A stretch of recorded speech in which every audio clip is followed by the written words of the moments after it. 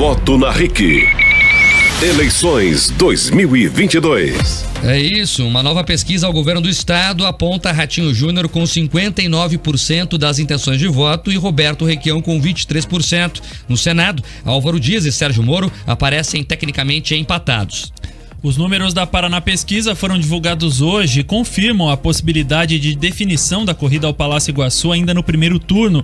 No cenário estimulado, onde os nomes dos concorrentes aparecem para os entrevistados, são apresentados para os eleitores, Ratinho Júnior do PSD aparece com 59% das intenções de voto, seguido por Roberto Requião do PT com 23,9%. Na sequência está Ricardo Gomide, do PDT, com 1,9%. Professora Ângela Machado, do PSOL, Solange Ferreira Bueno, do EPMN, Jone Correia, do Democracia Cristã, Vivi Mota, do PCB, Adriano Teixeira, do PCO e professor Ivan, do PSTU, não chegaram a 1%. Não sabem ou não responderam, somam 6,2%. E brancos e nulos, ou aqueles que não vão votar em nenhum dos candidatos, são 6,8%. Já no cenário espontâneo, onde os entrevistados não têm acesso à lista de candidatos, Ratinho Júnior chega a 38,2% dos votos e Requião a 11,2%. Os demais candidatos não pontuaram 1%.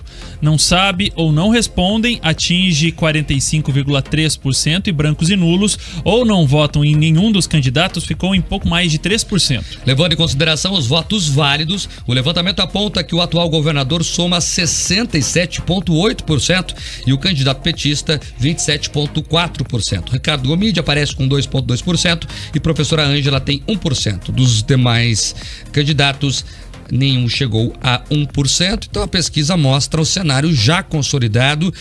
O Ratinho Júnior nos votos válidos, que é o que vale, né, na prática, chega a 67,8%. Eu já disse aqui, escola, que internamente a campanha de Ratinho Júnior, com muito cuidado, com muita discrição, para não vestir o famoso salto alto, já trabalha em torno dela mesma. O que quero dizer com isso? Os adversários já não são vistos como um problema real, e sim a campanha quer fazer o maior número de votos possíveis, até quem sabe para ser o governador mais votado do Brasil. A campanha já trabalha com essa meta. Claro que o importante é ganhar a eleição, mas internamente eles já se sentem confortáveis para discutir esse tipo de coisa. O Requião está muito atrás, né, o segundo lugar, e ele também lidera a rejeição, o que, segundo o Instituto Paraná Pesquisas, mostra pouca chance de reação, né? Então tem que acontecer alguma coisa muito grave para mudar o cenário. Temos aí pouco mais de uma semana e meia de campanha, escola.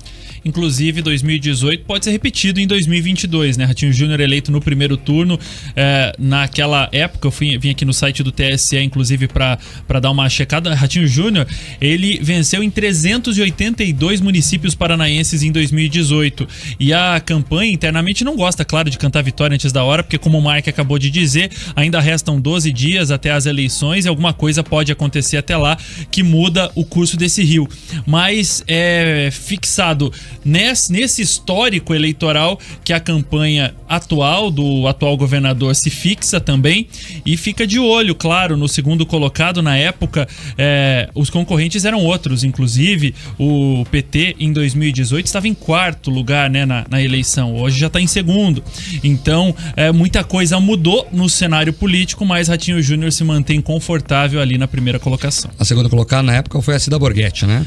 O Ratinho Júnior venceu em 382 municípios, Cida Borghetti e João Arruda em 8 municípios, e Dr. Rosinha venceu em 1 município dos 399 do Paraná. E na verdade a estratégia de campanha de Ratinho Júnior começou antes mesmo do período eleitoral. Eles trabalharam muito sobre essa questão de quem seria candidato, em fazer alianças importantes, e isso acabou tendo resultado também diretamente no desempenho dele agora. Então é um número bastante expressivo, segundo a Paraná Pesquisas, 67,8% dos votos válidos Ratinho Júnior e 27,4% Roberto Requião. Gomide com 2,2% e a professora Ângela do PSOL tem 1%. A Paraná Pesquisas também divulgou os números da disputa ao Senado. Segundo os dados do cenário estimulado, Álvaro Dias do Podemos está com 31,4% das intenções de voto e Sérgio Moro do União Brasil com 30,3%. Com a margem de erro de 2 pontos,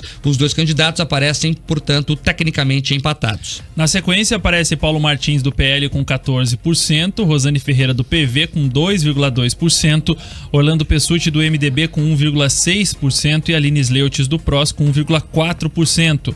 Desirê Salgado do PDT, Laércio Matias do PSOL, Dr. Saboia do PMN e Roberto França do PCO não chegaram a 1%. Brancos e nulos ou que não votam em nenhum dos candidatos soma a 9% e não sabem ou não responderam 8,2%. No cenário espontâneo, Álvaro Dias chega a 14% e Sérgio Moro a 13%. Paulo Martins tem 6% e os demais candidatos não pontuaram. Nem 1%. Não sabem ou não responderam, atingem 58% e brancos e nulos ou não irão votar em nenhum dos candidatos. Em 5% fecharam esses números aqui da Paraná Pesquisas.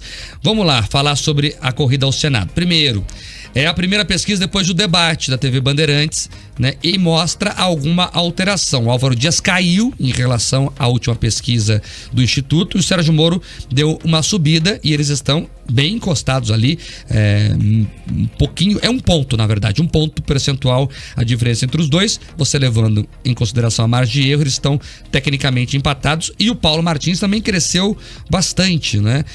Até pela aparição dele melhor na televisão, o apoio mais expressivo do governador que tem jogado lenha na campanha dele no sentido de apoiá-lo, então ele também já cresceu bastante em relação ao outro estudo da Paraná Pesquisa. O que eu quero dizer?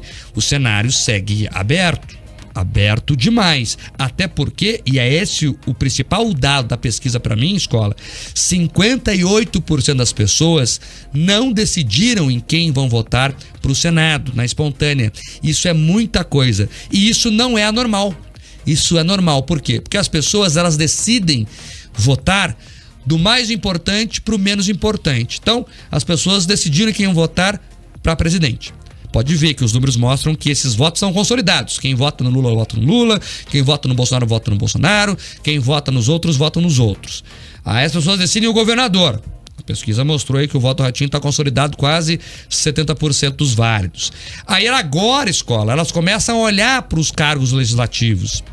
E o próximo cargo que elas vão definir é justamente o de Senado. Então, esse momento é de muita ebulição na campanha de senador, porque é agora que a coisa tá fervendo, né? E é agora que as pessoas vão olhar de verdade. Eu tenho que votar em alguém. Quem será? E começa a análise, né? Histórico, postura, defesa de projetos e valores, enfim, né? Todas as questões que as pessoas levam em consideração para escolher esse ou aquele candidato, e é por isso que esse é o momento que você tem que assistir às sabatinas aqui do Grupo RIC, que começam amanhã com os candidatos ao Senado, para que você possa, inclusive, ter mais elementos para decidir em quem vai votar.